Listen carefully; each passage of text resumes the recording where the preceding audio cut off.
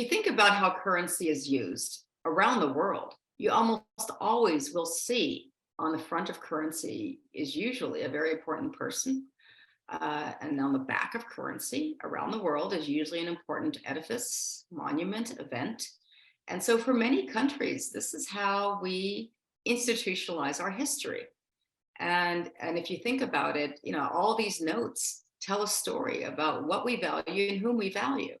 And for us in the US, if we are the leader of the free world, if we are embodying the spirit of democracy, how could we be missing half the population? And if I'm not mistaken, I think still to this day, of the developed nations, I think it's pretty much just us and Saudi Arabia who don't have women on their modern day currency. So that, I think, speaks louder than anything else. It's not just, sometimes a voice isn't just what you hear, it's what you don't hear or what you don't see. I'm the one that initiated and led the efforts to place a portrait of a woman on our Federal Reserve notes for the first time in US history. As you may know, that was a very challenging process in and of itself. When that idea first came to me in December of 2008, you don't just pick a denomination out of a hat. There's a process, a very technical process that has to do with security features on U.S. currency being a world reserve currency. So it's a very methodical, technical, deliberate process on when it's redesigned. And it was during the transition team when I realized, going through the Treasury's kind of historical resource center, that we didn't have the portrait of a woman on our Federal Reserve note. So I took that on in my capacity as Treasurer of the United States, and Secretary Geithner, my boss, who approved that project in October of 2012.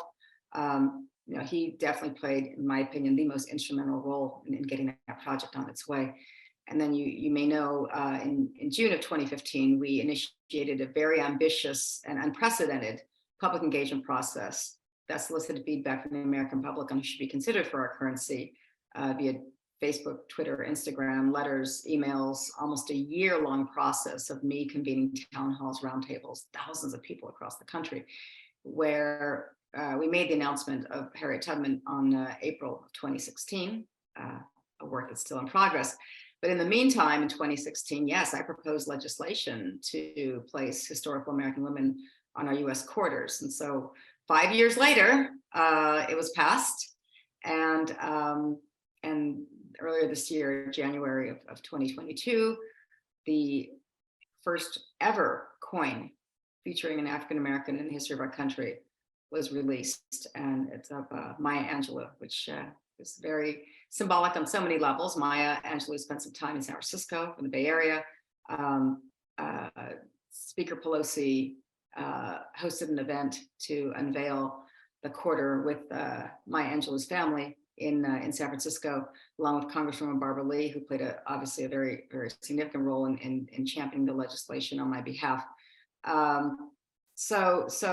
Here's kind of the irony. To change our paper currency, it's only one person in the world, not the president, not Congress, it's Secretary of the Treasury.